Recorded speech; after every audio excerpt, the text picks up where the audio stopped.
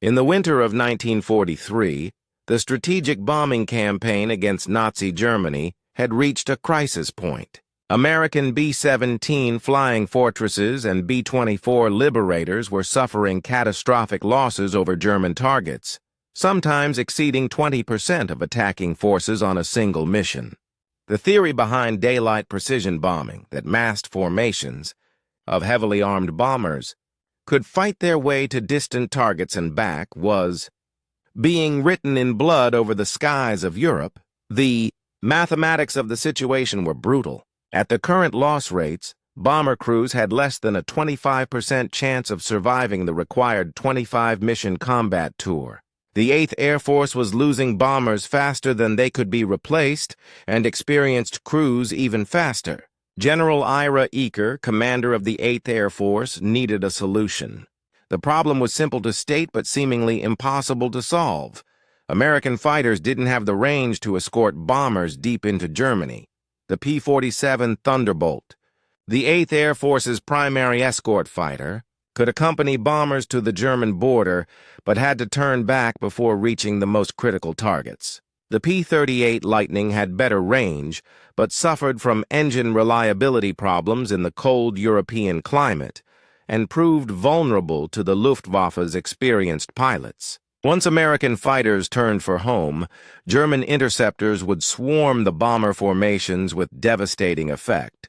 German fighter pilots had developed sophisticated tactics for attacking bomber formations. They would position themselves above and ahead of the approaching bombers, then dive through the formations in coordinated attacks, focusing their fire on individual aircraft. The nose-mounted cannon of FW-190s and Bf-109s could destroy a bomber with a short burst. Some German fighters carried rockets or heavy cannons specifically designed for bomber destruction. Against these attacks, the defensive firepower of the bomber formations, while formidable, proved insufficient. The solution to this crisis would come from an unexpected direction. A fighter aircraft originally designed for the Royal Air Force and initially considered a disappointment would be transformed into perhaps the most important fighter of World War II. The transformation required the marriage of an American airframe with a British engine, the vision of several key individuals who saw potential where others saw failure, and the massive industrial capacity of the United States to produce the aircraft in quantities that would overwhelm the Luftwaffe. The P-51 Mustang's origin story is unusual in the annals of military aviation. Unlike most American fighter aircraft of World War II, which were designed to U.S. Army Air Force's specifications, the Mustang began as a private venture to meet a British requirement. In April 1940, the British Purchasing Commission approached North American Aviation with a proposal to build Curtiss P-40 fighters under license for the Royal Air Force. James H. Dutch Kindleberger, president of North American Aviation, made a counteroffer that would change aviation history. Instead of building another company's design, North American proposed to design and build a completely new fighter in just 120 days. This was an audacious claim. Fighter aircraft typically took several years to develop from concept to prototype. But Kindleberger and his chief designer, Edgar Schmood, believed they could do it. Schmood, a German-American engineer who had studied aviation in Germany before immigrating to the United States, brought sophisticated aerodynamic knowledge to the project. He had studied German aircraft design and understood principles that were not widely adopted in American aviation. The design he created for the new fighter incorporated several advanced features. The Mustang's wing was based on a laminar flow airfoil, a relatively new concept that promised to reduce drag significantly. The wing was positioned low on the fuselage, and its design was optimized for high-speed flight. The fuselage itself was designed with careful attention to minimizing drag, with smooth contours and flush riveting. The radiator scoop was positioned under the fuselage, and its design actually contributed. Thrust through careful management of the air flowing through it, a feature that would give the Mustang slightly better performance. in level flight than would be expected. From its engine power alone, the prototype, designated NA-73X, flew for the first time on October 26, 1940, just 178 days after the design contract was signed. This was a remarkable achievement in aircraft development. The new fighter was fast. With the Allison V-1710 engine, it could reach speeds of 380 miles per hour at altitude, making it one of the fastest fighters in service anywhere in the world. The Royal Air Force began receiving Mustangs in 1941 and quickly discovered both the aircraft's strengths and its critical weakness. At low and medium altitudes, the Mustang was exceptional. It was fast, maneuverable, and had excellent range. RAF pilots found it ideal for tactical reconnaissance and ground attack missions. However, above 15,000 feet, the Allison engine's performance fell off dramatically due to its single-stage, single-speed supercharger. High-altitude performance was critical for a fighter aircraft in 1941, and in this regard, the Mustang was disappointing. The U.S. Army Air Forces showed limited initial interest in the aircraft. They ordered a small number of P-51s primarily for evaluation, and later ordered the A-36 Apache dive bomber variant and P-51A fighter bombers, but these aircraft were relegated to tactical roles. The consensus was that the Mustang was a good low-altitude aircraft, but unsuitable as a high-altitude escort fighter. Precisely the role where it would eventually prove most valuable. The transformation of the Mustang from a disappointment to a war winner came through British initiative. In April 1942, Ronald Harker, a test pilot for Rolls-Royce, flew a Mustang I at the RAF's testing facility at Boscombe Down. Harker was impressed by the aircraft's handling and performance at low altitude, but like everyone else, he noted the poor high-altitude performance. Then Harker had an idea that would change the course of the air war. What if the American airframe were married to the Rolls-Royce Merlin engine? The Merlin, which powered the Supermarine Spitfire and Hawker Hurricane, was renowned for its high-altitude performance, thanks to its two-stage, two-speed supercharger. Harker believed that combining the Merlin's high-altitude power with the Mustang's aerodynamically efficient airframe could produce an exceptional fighter. Rolls-Royce was enthusiastic about the proposal, and the company arranged to have 5 Mustang Is converted to Merlin power. The modifications were extensive but straightforward. The Merlin 61 engine was longer and heavier than the Allison, requiring changes to the engine mounts and cowling. The 4-blade propeller required for the more powerful engine needed different mounting. The radiator and cooling system had to be enlarged to handle the Merlin's greater heat output. The first test flight of a Merlin-powered Mustang occurred in October 1942. The results exceeded even optimistic expectations. At 30,000 feet, the Merlin Mustang was 50 miles per hour faster than the Allison version. It could reach 441 miles per hour at 29,000 feet, making it faster than any operational fighter on either side. The rate of climb was dramatically improved. The service ceiling increased to over 41,000 feet. The transformation was complete. The Mustang was now not just a good fighter, but potentially the best fighter in the world. The U.S. Army Air Forces, which had shown little interest in the Allison-powered Mustang, immediately recognized the potential of the Merlin version. In August 1942, even before the first Rolls-Royce conversions had flown, the AF had ordered 2 XP-51Bs to be fitted with the American-built version of the Merlin, the Packard V-1650. The American conversion proved even more successful than the British one. But recognizing the Merlin, Mustang's potential and getting it into combat in large numbers were two different things. The aircraft had to be put into production, pilots had to be trained, tactics had to be developed, and all of this had to happen while a desperate air battle was being fought over Europe. The question was whether the Mustang could reach operational service in time to make a difference.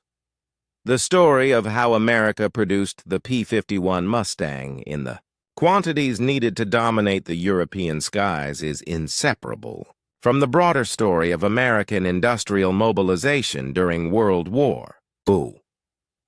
When the United States entered the war in December 1941, it possessed enormous industrial potential but limited military production capacity. The transformation that occurred over the following years represented one of the most remarkable feats of industrial organization in human history. North American Aviation's main plant in Inglewood, California, became the primary production facility for the P-51. The plant had been built in 1935 and initially produced training aircraft and other types. Converting it to Mustang production required significant retooling and expansion. By 1944, the Inglewood plant employed over 40,000 workers and was producing aircraft at a rate that would have seemed impossible just a few years earlier. The production process for the P-51 involved thousands of individual operations, from the fabrication of aluminum skin panels to the installation of complex systems like hydraulics, electrical, and armament. Every component had to meet strict tolerances and quality standards. The Packard Merlin engine alone consisted of over 14,000 individual parts, each manufactured to precise specifications. In 1943, North American produced 1,749 P-51s. In 1944, production increased to 6,502 aircraft. In 1945, even with the war winding down, the company produced 5,494 Mustangs. The total production run exceeded 15,000 aircraft, making the P-51 one of the most produced American fighters of the war. This production was achieved while simultaneously maintaining production of other aircraft types, including the B-25 Mitchell bomber. A second production line was established at North American's Dallas, Texas plant, which produced an additional several thousand aircraft. The ability to establish a completely new production facility and bring it up to full capacity represented a feat of industrial organization that few nations could match. The story of Mustang production must include the workers who built the aircraft. The war transformed the American workforce. Women, who had been largely excluded from heavy industrial work before the war, became a majority of the workforce in many aircraft plants. Rosie the Riveter became the symbol of this transformation, but the reality was thousands of individual women learning complex industrial skills and performing them to high standards under pressure. African Americans, who had faced severe discrimination in pre-war employment, found opportunities in war industries, though they still faced significant prejudice and segregation. The aircraft industry was one of the first to begin integrating its workforce, driven by the desperate need for workers. Mexican Americans and other minorities also found opportunities in the war industries that had been closed to them before. The workers came from diverse backgrounds. Many had never seen the inside of a factory before the war. Farm girls from the Midwest operated precision machinery. Former store clerks became inspectors responsible for ensuring that critical components met specifications. The training programs established to bring these workers up to speed were themselves innovations in industrial education. The production of aluminum, the primary material for aircraft construction, increased dramatically during the war. In 1939, the United States produced about 327 million pounds of aluminum. By 1943, production reached 2.5 billion pounds. This required the construction of new smelting plants, new sources of bauxite ore, and enormous amounts of electrical power. The decision to locate many aluminum plants in the Pacific Northwest was driven by the availability of hydroelectric power from dams on the Columbia River. The supply chain for aircraft production extended across the entire country and beyond. Engines came from Packard plants in Detroit. Propellers came from Hamilton Standard in Connecticut. Instruments came from dozens of suppliers. Radios came from others. Tires, hydraulic systems, electrical systems, each had its own complex supply chain. Coordinating all of this required sophisticated logistics and planning. The financial investment was staggering. The United States spent approximately $300 billion on the war effort, equivalent to roughly $4.5 trillion in 2025 dollars. Aircraft production accounted for a significant portion of this spending. A single P-51D cost approximately $50,000 in 1944 dollars, roughly $800,000 in 2025 dollars. Multiply that by 15,000 aircraft, and the direct cost of Mustang production alone exceeded $750 million, a substantial sum even in the context of the overall war budget. The first P-51Bs began reaching 8th Air Force fighter groups in England in late 1943. The 354th Fighter Group, operating under 9th Air Force Command but assigned to escort duties with the 8th Air Force, was the first to receive the new fighters. On December 1, 1943, the 354th flew its first escort mission with Mustangs, accompanying bombers attacking targets in France. The initial missions served primarily to familiarize pilots with the new aircraft and to develop tactics. The Mustang was different from the P-47 Thunderbolt that most pilots had been flying. It was lighter, more maneuverable, and had better range but was less rugged and couldn't take as much battle damage. Pilots had to learn the aircraft's capabilities and limitations in combat conditions. The range advantage became apparent immediately. The P-51B, with internal fuel only, had a range of about 400 miles. With two 75-gallon drop tanks, the range extended to roughly 850 miles. This meant the Mustang could escort bombers to Berlin and back, a 100-mile round trip from English bases, with fuel to spare for combat. No other Allied fighter could match this capability. Throughout the winter of 1943-44, more fighter groups converted to Mustangs. The 357th Fighter Group arrived in England already equipped with P-51s. The 4th Fighter Group, one of the most famous units in the 8th Air Force, converted from P-47s to P-51s in February 1944. The 355th Fighter Group converted in March. By March 1944, the 8th Air Force had several hundred Mustangs operational. The impact on bomber losses was immediate and dramatic. In October 1943, before the arrival of the Mustangs in significant numbers, the 8th Air Force lost 153 bombers during the month. In November, losses were 105 bombers. In December, with Mustangs beginning to appear, losses dropped to 70. In March 1944, with multiple groups now flying Mustangs, losses dropped to 60 despite an increase in the number of missions flown. The psychological impact was as important as the tactical one. Bomber crews, who had faced a 70% chance of being killed or captured over the course of a standard 25-mission tour, now had a reasonable expectation of survival. Morale improved dramatically. The willingness to press attacks on heavily defended targets increased when crews knew they would have fighter protection all the way to the target and back.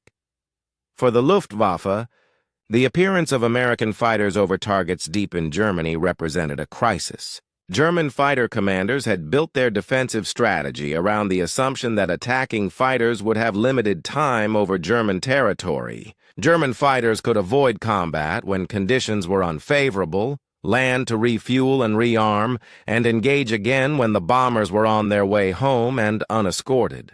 The Mustang eliminated this advantage. German pilot Kurt Bühligen later recalled his reaction to first encountering P-51s over central Germany. "We were stunned.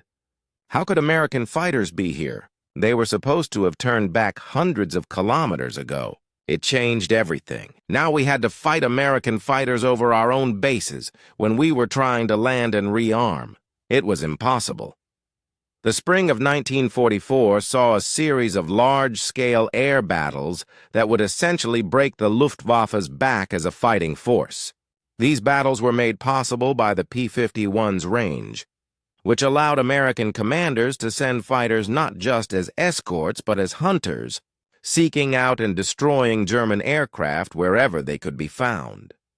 In February 1944, Allied planners launched Operation Argument, later known as Big Week, a coordinated series of maximum effort missions designed to destroy the Luftwaffe's fighter production capacity and to force the German fighter force into a decisive battle where American numerical superiority could be brought to bear. The operation ran from February 20 to February 25, 1944, and involved the 8th Air Force, the 15th Air Force, operating from Italy, and RAF Bomber Command. The scale of the operation was unprecedented. On February 20th, the first day, the 8th Air Force dispatched over 1,000 bombers escorted by 800 fighters, including P-51s, P-47s, and P-38s. The targets were aircraft production facilities at Leipzig, Brunswick, and other locations. The Luftwaffe rose to defend, committing hundreds of fighters to the battle. The air battles over Germany on that day involved over 2,000 aircraft in total, the largest air battle in history to that point. The Mustangs, able to stay with the bombers all the way to the targets, prevented the massed attacks by German fighters that had proven so devastating in previous raids. When German fighters did attempt to attack the bombers, they were engaged by the escorts. The results were decisive. The 8th Air Force lost 21 bombers and 4 fighters, serious losses but far below the catastrophic rates experienced in late 1943. The Luftwaffe lost approximately 60 fighters shot down, with dozens more damaged and many pilots killed or wounded. The loss rate was unsustainable for the Germans, who had far less capacity to replace aircraft and pilots than the Americans. The missions continued daily, weather permitting. On February 21st, another 1,000 bomber raid targeted aircraft factories at Brunswick, Akmer, and other locations. On February 22nd, targets in central Germany were hit again. The pattern continued through February 25th. By the end of Big Week, the 8th Air Force alone had flown nearly 300 bomber sorties and 2,548 fighter sorties. The bomber losses for the week totaled 226 aircraft lost and 28 damaged beyond repair, a loss rate of about 6.6%. Under other circumstances, this would have been considered heavy losses, but the objective had been to force a decisive battle with the Luftwaffe, and in that objective, the operation succeeded. The Luftwaffe lost an estimated 355 aircraft destroyed and hundreds more damaged. More critically, the loss of experienced pilots, the Luftwaffe lost about 100 pilots killed or captured during Big Week, could not be replaced. The physical damage to aircraft factories was significant but not decisive. German industry proved remarkably resilient, and aircraft production actually continued to increase through mid-1944, thanks to dispersal efforts and Albert Speer's industrial reorganization. However, the attrition of the Luftwaffe's pilot corps was a wound from which the German Air Force would never recover. The tactical lessons of Big Week were clear. The combination of overwhelming numbers and long-range escort fighters had created conditions where the Luftwaffe could not effectively defend German airspace. The P-51's role in this equation was central. Without fighters capable of escorting the bombers throughout their mission, the operation would have been impossible. On March 4, 1944, the 8th Air Force launched its first major raid on Berlin. The mission had been attempted twice before but had been recalled due to weather. This time, over 800 bombers set out for the German capital, escorted by more than 800 fighters. The largest raid yet mounted against Berlin, and the first in which American fighters would accompany the bombers all the way to the target. The Mustangs of the 4th, 354th, and 357th Fighter Groups were tasked with close escort and target area support.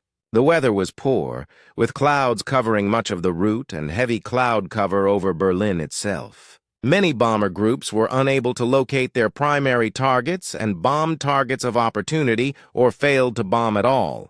However, the mere fact that American heavy bombers had reached Berlin in daylight with fighter escort represented a significant psychological and strategic achievement. The Luftwaffe attempted to defend Berlin, but the presence of American fighters over the capital disrupted German defensive tactics.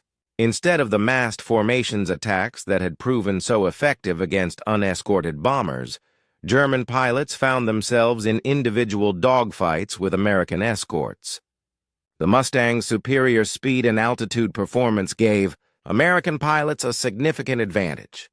The mission cost the 8th Air Force 69 bombers, a heavy toll but below the catastrophic losses that would have been expected on an unescorted mission of this distance. Fighter losses were relatively light, 11 aircraft. The Luftwaffe lost approximately 80 fighters, a rate of attrition that, if sustained, would exhaust the German fighter force within months. Subsequent missions to Berlin followed throughout March and into April. On March 6th, another 700-bomber raid was mounted. On March 8th, 600 bombers attacked. Each raid was accompanied by hundreds of fighters, with Mustangs increasingly comprising a larger percentage of the escort force. The Luftwaffe continued to defend, but the loss rates were grinding down the German fighter force. German commanders faced an impossible dilemma. If they chose not to defend Berlin and other critical targets, the American bombers would destroy German industry with impunity. If they chose to defend, they faced a battle of attrition that they could not win.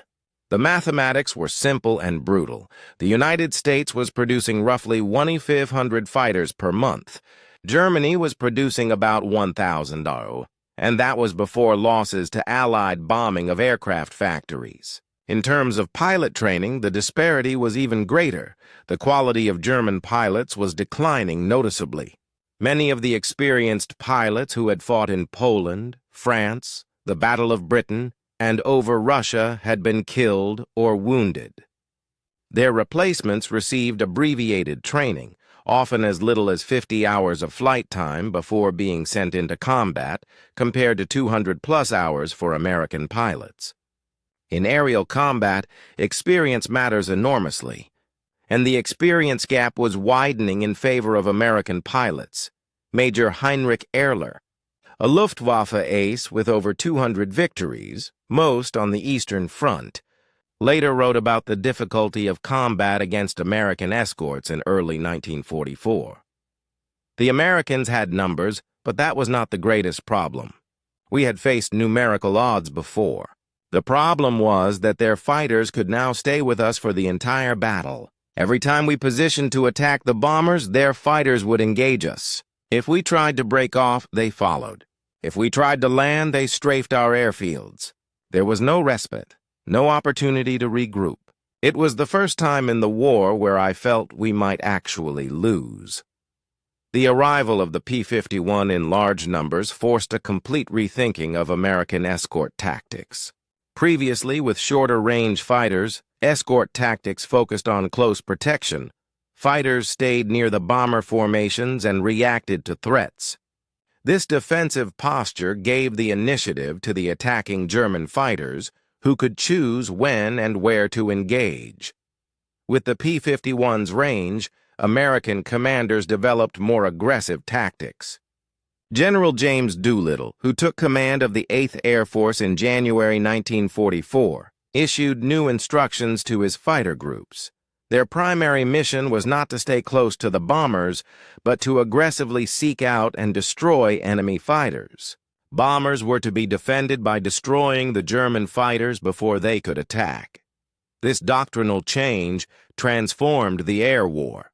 Fighter groups were given more flexibility to range ahead of the bomber stream, to sweep assigned areas for enemy aircraft, and to pursue fleeing enemy fighters rather than remaining tied to the bomber formations. Some fighters were specifically assigned as freelance or rodeo flights, operating independently to hunt enemy aircraft. The effectiveness of these tactics became apparent in the air-to-air kill ratios. In early 1944, the kill ratio of American fighters to Luftwaffe fighters was approximately 2:1 or 3:1, respectable but not decisive. By mid-1944, as American pilots gained experience with the new tactics and as Luftwaffe pilot quality declined, the ratio improved to 4:1 or 5:1. In some engagements, it reached 10:1 or higher. Fighter groups also began strafing German airfields, an extremely dangerous mission but one that proved highly effective. Catching German fighters on the ground during landing or takeoff, when they were most vulnerable, allowed American pilots to destroy dozens of aircraft at minimal risk compared to air-to-air combat. The tactic was controversial because the losses to ground fire were high, but the results were undeniable. The 357th Fighter Group, commanded by Lieutenant Colonel Henry Spicer, developed particularly effective strafing tactics. On one mission in April 1944, the group destroyed 41 German aircraft on the ground at an airfield near Brunswick, while losing only one P-51 to ground fire. Such results encouraged other groups to adopt similar tactics, despite the risks. Luftwaffe response tactics evolved as well, though they were increasingly dictated by desperation rather than choice. German commanders tried various approaches to counter the American escorts. Some units tried high-altitude attacks from above, diving through the formations at high speed to minimize exposure to fighter escorts. Others tried low-altitude approaches, sneaking under the bomber formations and pulling up into attack from below, where the bombers' defensive guns had limited fields of fire. The use of specialized bomber-destroyer units equipped with heavy cannon and rockets continued. Formations of FW-190s carrying large-caliber cannon or underwing rockets would attempt to penetrate the escort screen long enough to launch massed attacks on the bomber formations. These tactics occasionally achieved local success, but at terrible cost. The bomber-destroyers were heavy and unmaneuverable, making them vulnerable to escorts. By mid-1944, some Luftwaffe units had essentially given up attempting to defend against the daylight raids. Units were withdrawn from the Western Front to defend against Soviet advances in the East. Others were converted to ground attack roles. The most experienced pilots were husbanded for critical missions. The Luftwaffe was transitioning from an offensive force to a defensive one, and ultimately to a force on the edge of collapse. In early 1944, an improved version of the Mustang began reaching operational units. The P-51D incorporated numerous refinements based on combat experience with the earlier B and C models. The most visible change was the adoption of a bubble canopy, which gave the pilot vastly improved all-around visibility. The earlier Razorback canopy had provided poor rearward visibility, a serious deficiency in air combat where most successful attacks came from behind and below. The P-51D also featured upgraded armament. Where the B and C models had 4 50-caliber machine guns, the D model carried 6, with more ammunition per gun. The guns were mounted in the wings with improved accessibility for maintenance.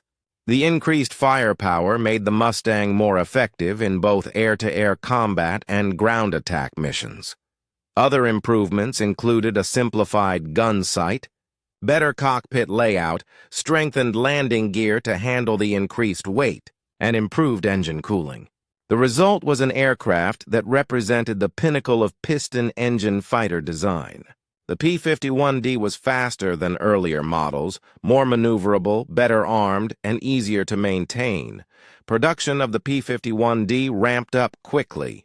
By mid-1944, the majority of new Mustangs rolling off the production lines were D models. Fighter groups that had received B or C models were gradually re-equipped with the improved version. By the end of 1944, the P-51D was the most numerous American fighter in Europe.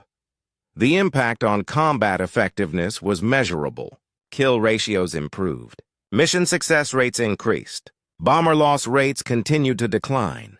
By the summer of 1944, American fighters were achieving air superiority not just over the bombing routes, but over Germany itself. The Luftwaffe could still mount local operations, but could no longer sustain campaigns. Individual pilots achieved remarkable success in the P-51D, Captain Don Gentile of the 4th. Fighter group achieved 21.83 air victories before being sent home. Partial credit reflects shared kills. Major George Preddy of the 352nd Fighter Group scored 26.83 victories, most in P-51s. Lieutenant Urban Drew of the 361st Fighter Group achieved fame for shooting down 2 Me-262 jets in a single engagement. Dozens of American pilots became aces, 5 or more victories, flying Mustangs. The quality of American pilots in 1944-45 was remarkably high. The training pipeline was producing well-prepared pilots, and those who survived their first few missions gained experience rapidly in the target-rich environment over Germany. The combination of superior equipment, good training, and tactical advantage created a force that the Luftwaffe simply could not match. When Allied forces invaded Normandy on June 6, 1944, the air situation over the beaches was entirely in Allied favor. Of the approximately 12,000 Allied aircraft available for the operation, several thousand were fighters, including numerous P-51 groups. The Luftwaffe managed to fly only about 100. Sorties over the invasion beaches on D-Day, a pitiful response that reflected the degraded state of the German air. Forced P-51s played multiple roles in supporting the invasion. They escorted bombers attacking German positions inland from the beaches. They provided air cover over the invasion fleet. They conducted armed reconnaissance missions, attacking German ground forces attempting to move toward the battle area. They established air superiority that allowed Allied ground attack aircraft to operate with near impunity, the ability of Allied air forces to dominate. The skies over Normandy was a direct result of the air superiority campaign waged over Germany in the preceding months. The Luftwaffe had been so weakened by losses in defending the Reich that it could not effectively contest the Normandy invasion. The P-51's role in achieving that air superiority was central. As Allied forces broke out from Normandy and advanced across France, P-51 groups moved to bases on the continent. Operating from French and later Belgian bases, Mustangs had even greater reach into Germany. The range that had allowed them to escort bombers from England to Berlin now allowed them to range across all of Germany, hunting for targets of opportunity. In the autumn of 1944, Mustang groups increasingly flew fighter-bomber missions, carrying bombs or rockets to attack ground targets while retaining the capability to engage enemy aircraft if necessary. The P-51 proved remarkably versatile in this role, though it was never as effective as dedicated ground attack aircraft like the P-47 Thunderbolt in terms of weapons capacity or survivability against ground fire. The final major German offensive in the West, the Battle of the Bulge in December 1944, occurred during a period of poor weather that largely grounded Allied air forces. However, when the weather cleared on December 23rd, Allied fighters, including P-51s, flew thousands of sorties in support of ground forces. The air attacks played a significant role in blunting the German offensive and contributed to its ultimate failure. By early 1945, the Luftwaffe was essentially a spent force. German industry continued to produce aircraft. Production actually reached its peak in September 1944. But the lack of fuel and trained pilots meant that many new aircraft never saw combat. Those that did were often flown by inexperienced pilots who fell easy prey to Allied fighters. The appearance of the Me-262 jet fighter in late 1944 represented the Luftwaffe's last hope for regaining air superiority. The Me-262 was significantly faster than any Allied piston-engine fighter, including the P-51. However, the jet was produced in limited numbers, suffered from engine reliability problems, and was vulnerable during takeoff and landing. P-51 pilots learned to patrol near Me-262 bases and attack the jets when they were most vulnerable. In a famous engagement on October 7, 1944, Lieutenant Urban Drew of the 361st Fighter Group spotted two Me-262s taking off from an airfield near Akmer. Drew dove on the jets as they climbed, shooting down both before they could accelerate to their top speed. The engagement demonstrated that even Germany's most advanced aircraft could be defeated by the combination of good tactics and an excellent aircraft like the P-51. By March 1945, the air war over Germany had become almost one-sided. The Luftwaffe could barely contest Allied air superiority. American and British bombers roamed German skies almost at will, destroying what remained of German industry and transportation. P-51s and other Allied fighters flew thousands of sorties, strafing trains, trucks, and any other targets of opportunity. The final air battles of the war in Europe saw fanatical but futile resistance by the remnants of the Luftwaffe.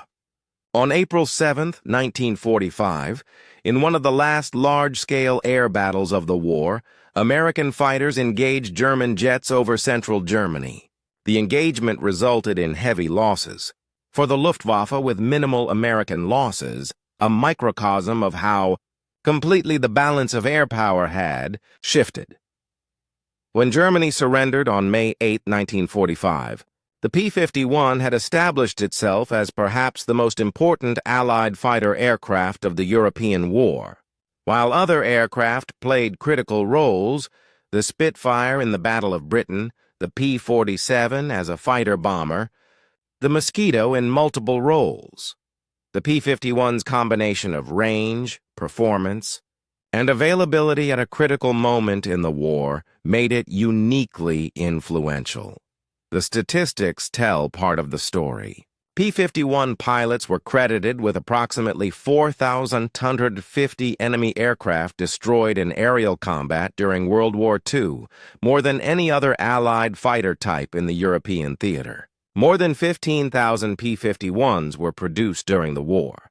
The aircraft served with the U.S. Army Air Forces, the Royal Air Force, and numerous other Allied air forces. But statistics don't fully capture the P-51's significance. The aircraft's arrival in late 1943 and early 1944 came at precisely the moment when the strategic bombing campaign was in crisis. Without a long-range escort fighter, the losses being sustained by bomber forces would have forced either a fundamental change in strategy or unacceptable casualties. The P-51 solved the escort problem, and in doing so made possible the air campaign that broke the Luftwaffe and crippled German industry, the P-51. Mustang's story offers several lessons that remain, relevant decades after the aircraft last saw combat. First is the danger of dismissing a weapon system based on its initial performance. The Allison-powered Mustang was a disappointment as a high-altitude fighter, and it would have been easy to write off the design entirely. Instead, the decision to re-engine the aircraft with the Merlin transformed it into a war winner. How many potentially valuable systems have been abandoned because their initial iteration didn't meet expectations? Second is the importance of industrial capacity in modern warfare. The P-51 was an excellent aircraft, but it was the ability to produce it in thousands, to provide logistical support for those thousands, and to train sufficient pilots to fly them that made the difference. Individual weapon quality matters, but quantity has a quality all its own when combined with adequate industrial and training infrastructure. Third is the value of tactical flexibility and doctrinal innovation. The change from defensive escort tactics to aggressive fighter sweeps, implemented by commanders like James Doolittle, multiplied the effectiveness of the P-51 force. The willingness to experiment with tactics, to learn from experience, and to give subordinate commanders the flexibility to adapt to conditions proved as important as the aircraft's technical capabilities. Fourth is the critical nature of air superiority in modern warfare. The Normandy invasion succeeded in large part because Allied air forces had achieved air superiority over Western Europe. That air superiority was achieved through a months-long campaign of attrition in which the P-51 played a central role. The ability to operate without fear of enemy air attack gave Allied ground forces an enormous advantage. Finally, the P-51 story demonstrates how the outcome of conflicts between nations is shaped by factors beyond the battlefield. The United States' industrial capacity, its population, its resources, its geographic security from attack. All of these created the conditions in which producing 15,000 advanced fighters was possible. Germany, for all its tactical skill and technical innovation, simply could not match the production capacity of a fully mobilized American economy. In the post-war period, the P-51 continued to serve for several years before being superseded by jet fighters. The aircraft saw combat again in the Korean War, where it served primarily in the ground attack role. Many P-51s were sold to foreign air forces and served well into the 1950s and even 1960s with some nations. Today, the P-51 remains one of the most prized warbirds for collectors, with dozens of examples still flying. The lessons of the P-51 Mustang, the importance of range and endurance, the value of air superiority, the necessity of industrial capacity, the critical role of tactical innovation remain relevant in an era of stealth fighters and unmanned aircraft. While the technology has advanced dramatically, the fundamental principles of air combat and the broader principles of how industrial democracies fight wars remain surprisingly constant. The young men who flew P-51s into combat over Germany, many of them barely out of their teens, have largely passed into history. But the aircraft they flew and the campaign they fought remain subjects of study and remembrance. The silvery fighters, with their distinctive profile and checkered noses, became symbols of American air power, and their role in World War II ensures that the P-51 Mustang will be remembered as long as the history of aviation is studied.